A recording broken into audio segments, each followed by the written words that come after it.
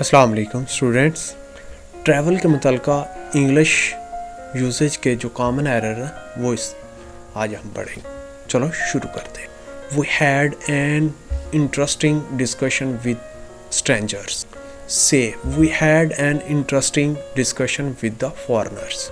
ہم اسٹرینجر کی جگہ پہ فارنر اس لیے استعمال کرتے ہیں کہ اسٹرینجر کے معنی منفی لیے جاتے ہیں، جبکہ فارنر ایک مثبت لفظ لیا جاتا ہے۔ جب بھی ہم کسی دوسرے کے بارے میں بات کریں گے تو ہمیں مثبت ہی الفاظ استعمال کرنے چاہیے۔ نیکسٹ دیکھتے ہیں۔ نیکسٹ ہمارے پاس ہے ٹریول اور travelling. I love traveling. I love traveling. ہم ٹریول کی بجائے ٹریولنگ اس لیے استعمال کرتے ہیں کہ ٹریول ایک ورب ہے اور ایک فقرے میں ایک سے زیادہ ورب استعمال نہیں ہوتے، جبکہ ٹریولنگ ایک نون ہے جو کہ ٹریولنگ اس لو کے یہ ورب ہے تو اس کے آبجیکٹ کی طور پہ کام کر رہا ہے۔ I love traveling. Next, usual versus common. Muhammad is very usual name in Pakistan. Muhammad is very common name in Pakistan.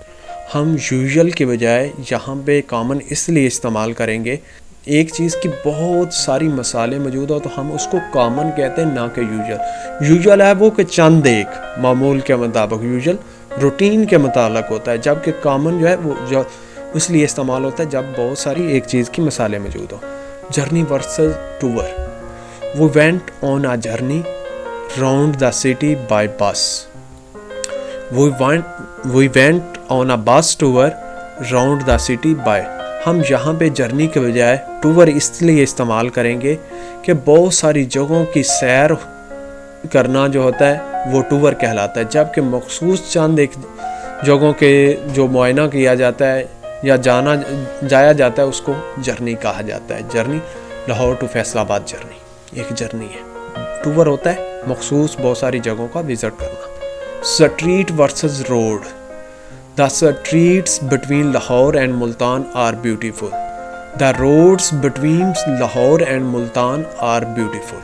ہم یہاں پہ اس سینس میں سٹریٹس کی جگہ پہ روڈ اس لیے استعمال کریں گے کہ قصبوں اور گاؤں میں سٹریٹس ہوتی ہیں جن کے کنارے پہ گھر ہوتے ہیں، جبکہ شہروں کے درمیان ایک شہر کو دوسرے شہر کو ملانے کے لیے روڈز ہوتے ہیں اور وہ خوبصورت ہوتے ہیں۔